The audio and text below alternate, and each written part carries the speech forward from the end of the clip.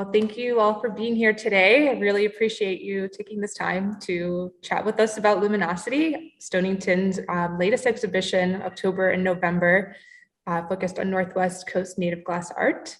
And today we have Preston Singletary, Raven Skyriver, and Dan Friday with us. And we'll be talking more about their amazing work, body of work that they've created for this exhibition and some previous work as well. Just a little bit about Stonington Gallery. We exhibit a collection of contemporary masterworks from the Pacific Northwest and Alaska. Our artists work in many media, styles, and traditions, and we're at the forefront of Pacific Northwest culture and art. We offer works at all price points and in all media. And we place a special emphasis on works in glass by contemporary Indigenous artists, such as Raven Skyriver, Preston Singletary, Dan Friday, and Marvin Oliver, and many others. And my name is Aista Manfredini, and I'm the marketing coordinator who will be leading today's panel discussion. And we'll also have Michelle Ebert, who's our gallery assistant, who will be assisting us with tech today as well. And to start off, I'll go ahead and introduce you, Preston. Preston Singletary creates works in glass, bronze, and on paper. Singletary uses intricate Northwest Coast formline design to render traditional objects and shamanic tools, woven hats and baskets, and mythical characters in the glass. Preston is known for his collaborations with Indigenous artists from around the world. And in Stonington's latest exhibition, Luminosity, he continues his collaborative creations with master glassblower, Raven Skyriver. And next we have Raven Skyriver, who blows and hot sculpts glass marine animals from oceans and river systems that are threatened by pollution, ocean acidification, and overfishing. Raven uses the techniques he has learned from blowing with William Morris and other glass luminaries to render lifelike creatures, giving us eye-to-eye encounters with deep sea creatures we don't often see. In Luminosity, he presents several new creatures in addition to a few made in collaboration with Preston.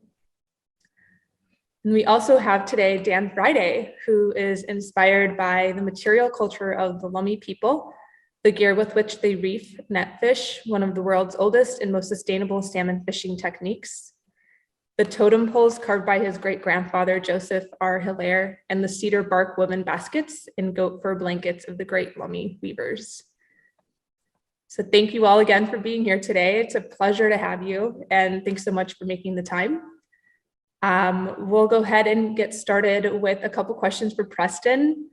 And we're going to chat a little bit about what inspired you to create these glass baskets. We have the Indian Curio shelf, and we're just curious what the inspiration came from. If you can chat more about that. Yeah, the inspiration, came from, the baskets themselves. I've spent a lot of time early on trying to recreate certain traditional objects, Tlingit objects in glass in various ways, from the hat forms to spoons and rattles, and the baskets are just another part of that. So they when I first started doing them, I was always, my first thought was to make them look like baskets, make them look these earth tone colors with beiges and browns and things like that. And then I did that for a good long while. And then I thought, well, why am I limiting myself to just working with these, these muted tones? And so I started to use other colors. And throughout the exhibition, the collection that is at Stonington, you can see a really broad variety of colors. And basically, they are all inspired by traditional designs that I've studied through just looking at books and actually, looking and talking about these baskets with weavers. And so these designs are taken from books that I see, historical books about basketry, and like the whole idea of the Indian curio shops. That's why I gave it the title Indian Curio Shelf. So I feel like these pieces look good together, and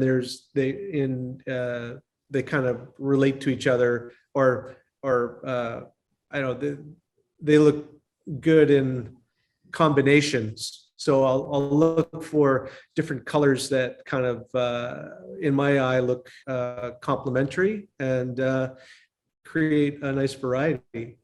That's where I started. That was my first inspiration around that. They're really beautiful. I love the color palette. It looks fantastic together. So thank you for sharing that. Raven, I have a question for you. So your artwork is inspired by nature and native animals in the Pacific Northwest coast. Can you tell us more about your inspiration for Thrasher, the shark sculpture? Yeah, so it's kind of interesting. I actually was really intrigued by the Thresher form because it's just so exaggerated, the tail. I mean, I could have even exaggerated the tail more and it would have been truer to form as far as the proportions of the shark go. But so it was actually something that I was really interested in making for some time, and I was trying to kind of pick my brain on like how I would go about doing that, because it's tricky with that long tail fin to kind of navigate the getting in and out of the furnace and stuff. So and then I got these really excellent books that are fishes of the Salish Sea, which is three books that come together.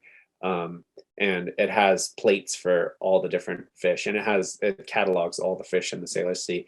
And come to find out, there's Thresher here too, which I didn't even know. So it really is fascinating what swims through these waters that surround us, and what you don't even know is there. I mean, there's a crazy variety of color and shape.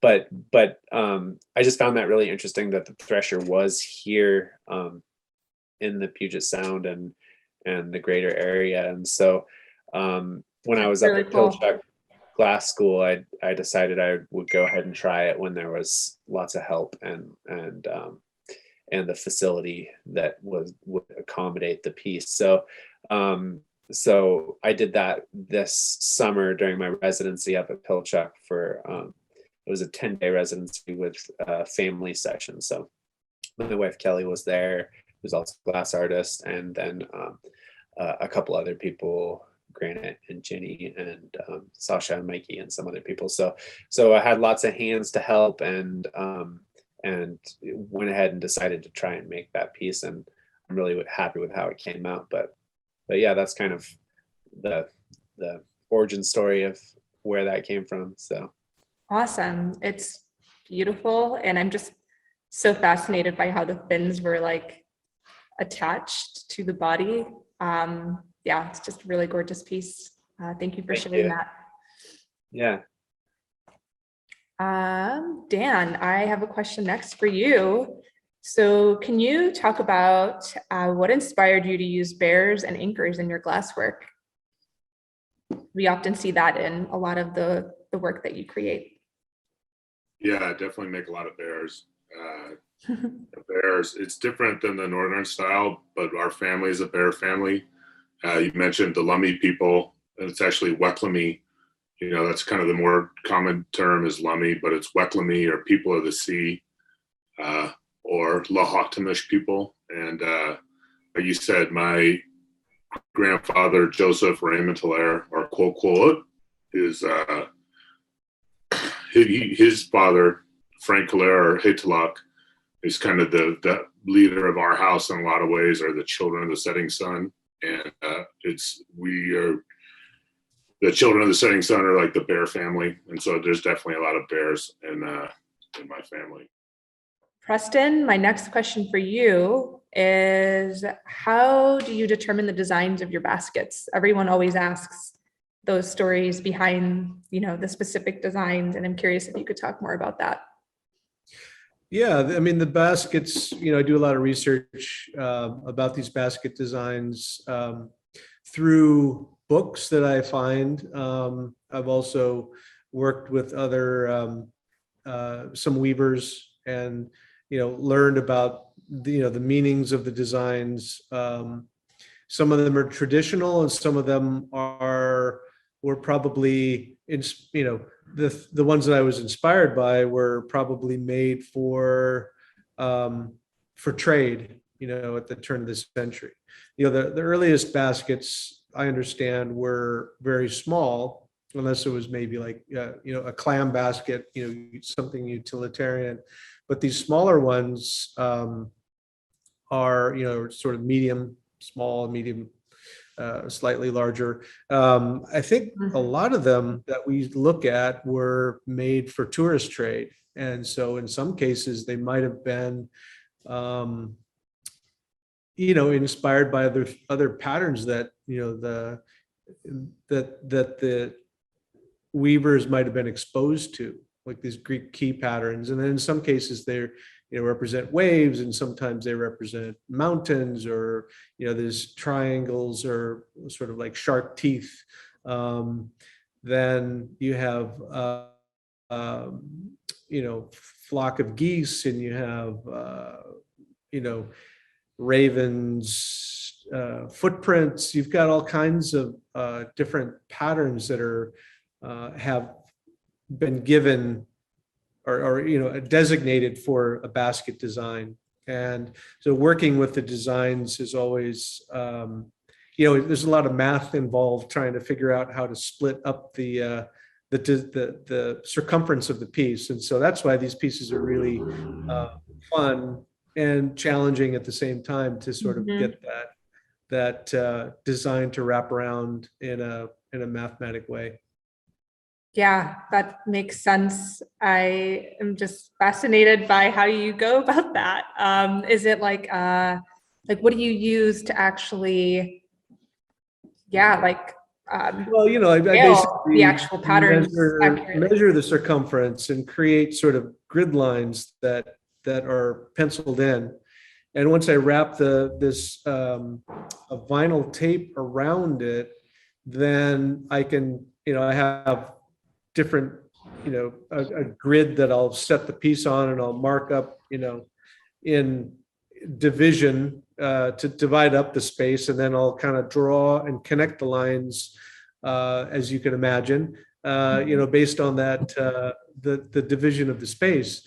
And then the other detail, which haven't talked about much, is the texture of those baskets are basically a very thin slitted vinyl tape that is hand applied to the baskets over the geometric patterns, and then it's blasted in different stages to create kind of mimic the weaving pattern.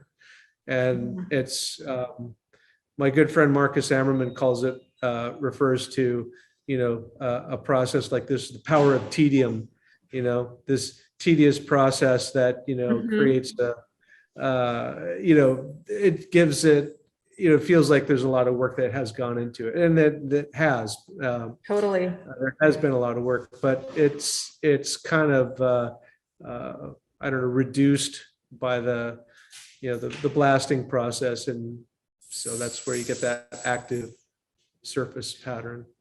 Awesome. That's really cool. Thank you. Raven, tell us about your creative process with each glass artwork. Is your process similar or different for each piece, from conception of an idea to the finished product? I'd say it varies. I mean, like some of the other pieces that I've made are like, I feel like the Thresher to me is more of a form study, and so some things I pick as something, as a challenge to try to create the form and proportion and all the different elements that come together to make the piece, and that is so much is really process oriented for me. Like I'm moving towards that as a challenge to try to see if I can get the form and the shape and the proportion as close as I can. And then other things like the salmon, I think, are more heart-based and more kind of based in my my informed more by my upbringing and by my life here in the Pacific Northwest, and just that connection to the salmon, and also just kind of the historical and spiritual significance of the salmon amongst like all of the native people of the Northwest coast. So so that's something that's a little bit more, maybe more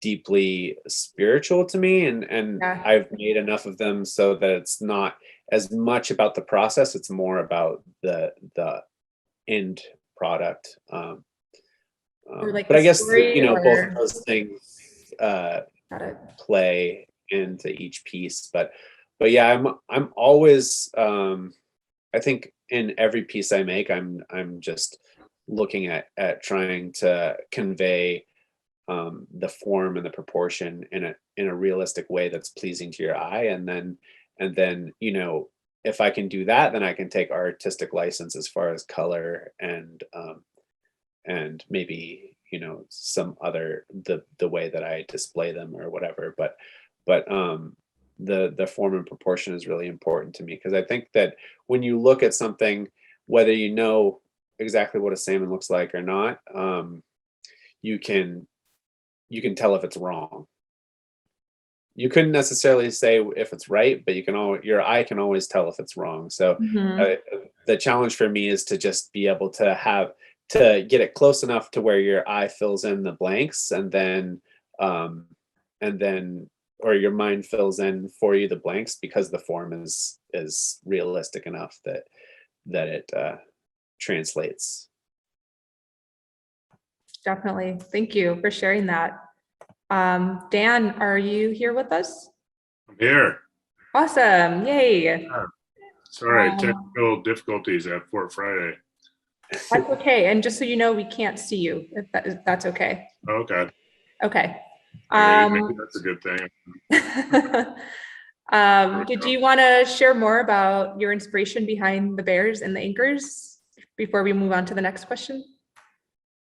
I don't know where it cut off, but I'm definitely, those are two things that are, definitely hit on.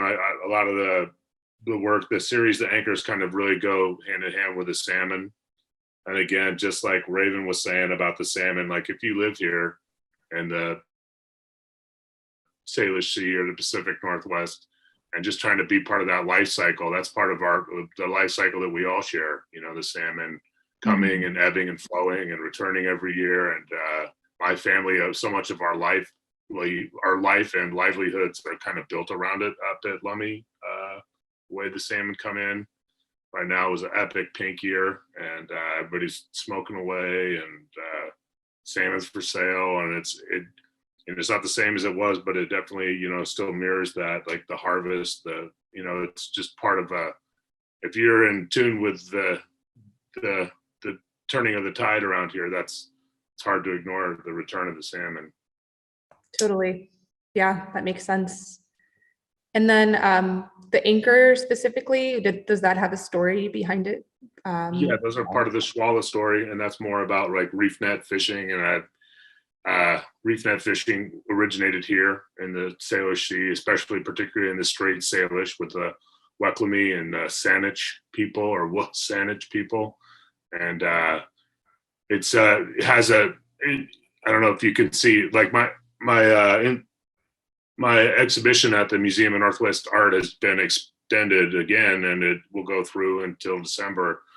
But I have one of the Schwallas. I don't know if you guys have any pictures of that in Q, but at the end of the Schwalla, there's a big hoop, a willow branch hoop, and that's where the chief of the salmon people, or the tip of the spear, is allowed to escape and continue up on his journey and procreate. And just that sort of reverence for the salmon that the people around here have, to have a built-in mechanism of conservation in their way of harvesting is just one of those things I like to point out when we're out here. I make a living off salmon in a different way than all my cousins, but that story be told. And I feel like you know, people argue about what they see about global warming, but I can tell you what I can see with my own two eyes. It's just the amount of like pollution that is out there, or the dwindling returns and things like that. Those are things I can see with my own two eyes, and I can speak to that. And you know, I just hope with that work that I can bring those messages to the forefront, and at the same time kind of honor the beauty of the salmon and the people. And so the reef nets by themselves, the Schwalla anchors, you know, that's something that they didn't really know too much about, you know, just how vast the reef netting system was in the Puget Sound and Salish Sea and up into the Georgia Strait. But as they've gone excavating underwater now, they can find these massive reef net sites, just age old, handed down from family to family. And the record of them is in these anchors that are just piled in mass on the floor of the sound and the sea. And it really just kind of verifies where we've already known just where these sites were. You know, Lopez, Cherry Point, anywhere in the islands. The Lummi people, Optimish people are actually from the San Juan Islands. You know, English Camp is built on the original Lummi village on San Juan Island. Wow, I didn't know that. Thank you for sharing. That was really fascinating. Yeah, most people don't. But yeah, thank you. Great. Preston, so next I'd like to chat a little bit about Descendent. So you and Raven both collaborated on this piece recently. Could you tell us about your collaborative process together, and what or who inspired you, and walk us through the creation of this piece from conception to the finished artwork? I know that's a lot, but both of you are welcome to chime in on this one. But we really just want to hear about your process and, you know, what inspired it, the process of working together, and how that felt to have completed this majestic piece.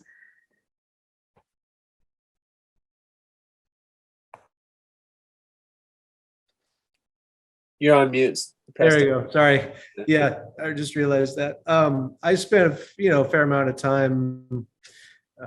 You know, I often do a collaboration show once a year or every other year, something like that, with a different Indigenous artist, or you know, collaborate with different people, not always Indigenous artists. But anyways, you know, of course, I was always, you know, in awe of Raven. And I met Raven when he was quite young, maybe a teenager. And then when he got involved with glass, you know, he kind of landed at the Pilchuck campus and started working with William Morris and developing all this great skill. And it's just amazing to see how he's, you know, run with that and really kind of pioneered his own way of working and his own style with these whales and sea life and stuff. And so anyway, I don't even remember how we just maybe had a conversation and said we wanted to, you know, maybe I should put some design work on some of his work, you know, his traditional stuff that he does regularly. So I was really intrigued with the possibility of, you know, what would I do on his work and how would it look? And so, of course, you know, being another Tlingit tribal member, I mean, it was, I thought it was a brilliant idea to join forces and make these pieces. So, you know, by working with other people, I learned so much about, you know, motivations, you know, how do we as Native people create work for, you know, the current market. You know, in the old days, a lot of the work that we would do would be for our community, and now we're more or less forced to go to the commercial market, you know. And so by working in this way, it's really exciting to have these as like a canvas to work on, and trying to make it look, you know, traditional designs. And yeah, it's really been a lot of fun and a challenge, you know. So oftentimes we'll work together and make these pieces together in some hot shop, mine or elsewhere, and then we'll take it and or I'll take it, and with my team we'll sort of work on the design and sandblasting. So it's basically a sandblasting process, carving through one layer of color to expose the color underneath, and that's how you get that result. And so anyway, Raven Yeah, probably has gorgeous. thoughts and feelings about that too, the work that we put together. Yeah, no, totally. It's been super rewarding and just awesome to work with Preston, and I'm a big admirer of his work, and being a native artist, my artwork is not necessarily like readily indicative of native art if you look at it, but it is because I make it. But so much of my focus has been on native species and and what the environment holds and how we treat that, and what our conservation and preservation looks like of those spaces and of those creatures. And it's just kind of it's mutually beneficial if we take care of those things. And so but for me it's really awesome to have I say that it's kind of like the native species meeting the native design, so it's just kind of like a really nice combination of those two things, and just having the formline design on this canvas, which is the whales and salmon and other life forms from the native species around here. It just I feel like it flows really well, and it just really comes together and makes something completely unique and different. Definitely. So for me it's obviously something I could never do on my own, and it's super rewarding just to see the finished product and how different it is, because I haven't seen anything like it before. So and that's really the beauty of collaboration. I mean, I think Glass has done a really good job, especially lately, with just different people collaborating, and it's like it's always a give and take, and it's something where you have to relinquish some of your control. A lot of artists are very controlling of their process and stuff for a good reason, and but it does end up creating a finished piece that is something completely unique, because it's just not something you would do as a solo artist. A lot of times if we make the piece and then the exterior colors on the surface, then Preston will then take it and sandblast it, and then it has a little bit more of a matte finish. But in this instance, we made the body, and then Preston sandblasted it, and then we picked it back up, and that's why it has that shiny surface to it, because it's been picked up, and then the fins are put on, and then it's fire polished. So it's just a technical aspect to it, but it definitely makes it a little bit more harrowing when you have all that work into the piece, and then you have to rework it hot again, because like the mother there, I don't know, she's probably 34 or 36 inches or something like that, so it's a big piece of glass to pick back up out of the oven. So yeah, the technical challenges abound, but I think I could speak for all of us just saying that that's part of the part of what keeps us coming back to glass, is just that it's always challenging and there's always room to learn things. So glass is a good teacher, and it's fun to work collaboratively. Yeah. Lots of patience, I imagine. Yeah. That's awesome. Thank you. I will actually ask your next question, Raven. So you and artist Kelly O'Dell collaborated on the piece called Medusa. Can you tell us about your collaborative process together, and what or who inspired you? And same, if you could just walk us through the creation of this piece and what that looked like for you. Sure.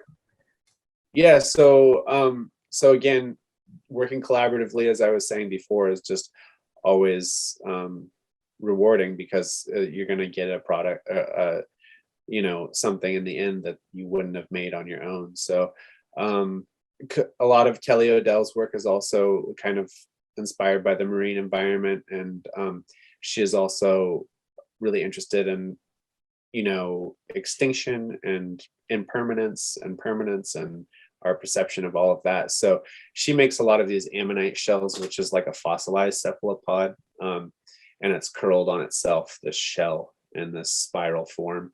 And so we kind of joined our two aesthetics, and I made the kind of the soft tentacles, and she made the shell form, and we combined those things together to make the nautilus, which is kind of like a living fossil. It's something that still exists, but just the variety of biodiversity in the ocean is endless. So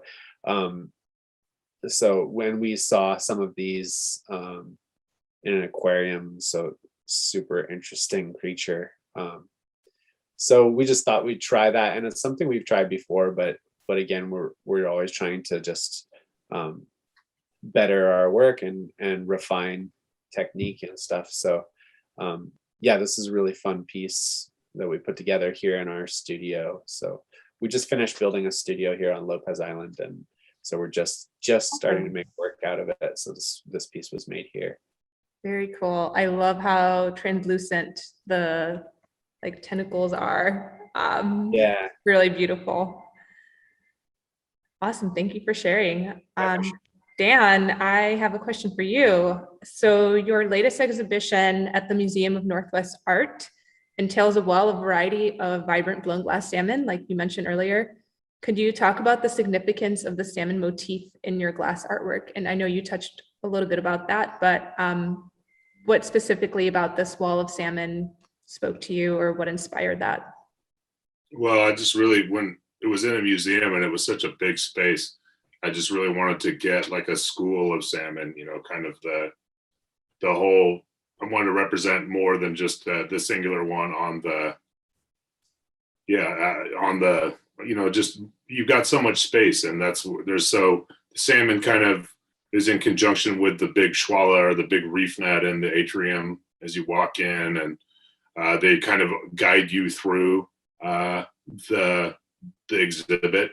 It kind of comes as it comes around the corner, that it starts, and there's like a river net system kind of hanging in the middle, and then there's a bunch of salmon that aren't on the wall, that are just kind of suspended from the ceiling, kind of just migrating you, or just kind of guiding you through the exhibit. And I knew that big wall being 50 feet long, I really I put 43 salmon on there, and that's quite a big number. And the thing about having a show at a museum like that is it kind of gives you the ability to think outside the pedestal a little bit, and kind of get into kind of creating an environment more. And they're looking for more. I mean, there's just more of a ability to have a narrative, or to have a story, and kind of create a space that represents your work and your vision. And being able to have that wall like that, I mean, it just we can look at it on the computer screen, or pictures are great because it kind of documents it in a way that is permanent. But just being able to take in something that you really have to turn your whole head to see is I like that the approach to displaying work like that. Yeah, that makes sense. These are gorgeous pieces. I love the variety of color too, that they represent. It's really cool. Thank you for sharing. So in that picture, you can see the one on the very far right. That's the tip of the spear, or the chief of the salmon people. And that's the one, those first couple ones are the ones that escape in the schwalla every time. And, when they would catch the salmon, they would stop fishing. After the first catch, they would stop and potlatch for a week. And then they'd let a week worth of salmon go by before they actually start fishing. There's one in there it's hard to see, but in this picture that you have, there's one that has an eye. And, there's definitely a progression as I've been making them, the way they change. And I kind of, just like Preston was alluding to earlier, you know, a lot of the original poles or the art, a lot of it's like black and white or red and black, and, you know, maybe accents of yellow or turquoise or something. But when there's, you know, I've got 400 to 500 glass colors to use, I'm just jam them all in there. I kind of like the end result like that. Awesome. Thank you. Yeah. My final question for you all is, I mean, you all have, first of all, congratulations. This is beautiful, beautiful work. And thank you for being a part of Luminosity and showcasing your work here at Stonington. My last question for you is for aspiring artists. Do you have any advice for those who are interested in glass art and want to own their craft? If you can, you know, take us back to when you started and things that you wish you knew that you know now, could you share any advice for those folks? I started as a production glassblower the same way Dan did too. And we both started at the same place a couple of years later. But it really takes a lot of time to get good at what to get good at anything. Glass blowing is obviously no exception. There was a period of time where I worked 6-7 days a week for years, and helping other people make work, and then in turn they would help me make work. And so you have to have that time dedication to get good at doing this process. And one thing leads to another. So I think we're it's about perseverance and dedication, dedicating your time and volunteering your time, so that you can get with other people and learn from them. That's one of the most valuable things that you can do, is work with other people to gain some insight to how to do this stuff. So I don't know, after getting close to 40 years for me, so it's like I kind of forget about the whole journey to get here, but it is a lot of hard work, but it's fun when you're doing it. It's there's always something to learn, and that's the exciting part. Definitely. It's awesome. Yeah, I think I would just echo Preston, time. So there's a lot to that 10,000 hours kind of concept of just building muscle memory, being in a glass shop. Doesn't matter if you're the big head honcho, you need to just like repetition, do it again and again and again, and until you know how the glass moves when it's hot and when it's cold, and all of those things. And that's purely technical standpoint. I think another big thing too is that the glass is so much teamwork oriented. So if you're a hard worker and you have a good attitude, that goes without saying, I guess, for most things, but especially in glass, it's going to be appreciated. And it's a great way to, like Preston was saying, I worked for free for several years, happy to open doors and torch or do whatever it was, as long as I was there watching and seeing what was going on. And it's just a way to learn. If you can assist someone who you look up to, or who's have some sort of mentorship, then man, there's no better way to do it than that. And the best part about that too is you don't end up with a student loan. So I think hard work and dedication is, you can't say enough for those two things. So awesome. Yeah, I would third that, I guess. There's no shortage. I feel like we all sort of learned in that apprenticeship style, and we stand on the shoulders of people that figured this out long before us. And there's a history going back thousands of years in glass, which is so cool, which I really like, this marriage, or this crossroads of indigenous design and ideas, being used in this pretty contemporary material with a long history. What would I say? I would say, 10,000 hours, or it's a lot like being a musician. It takes 5 years before anybody even wants to go to your recital, maybe, or something. You gotta spend 5 to 10 years just to kind of figure out the rhythm of it. And when I was young, I could donate my time, which is something that's hard to do when you're further down the road. But that whole apprenticeship thing is real, and you learn from the graciousness of wise teachers, and it weeds out the people that are afraid to work hard. There's nobody in this industry that doesn't show up on time. It's just kind of the way that it is. I'd say don't burn your bridges. You never know who you're going to be working for in the future, or that sort of thing. And I had to learn that the hard way. It's just one of those things. It's be a good student. Get the cotton out of your ears and jam it in your mouth, and but there's a lot of things like that. I'd say that just don't give up. If it wasn't challenging, we wouldn't be entertained. There's like, if glass didn't break, it wouldn't be worth anything. It's difficult, and I think that we all you learn to accept that, and it kind of keeps us motivated to try new things and kind of find new work as working in glass. Yeah. Mm-hmm. Definitely. Thank you. That's really Absolutely. all really great advice, and we'll definitely be sharing it with folks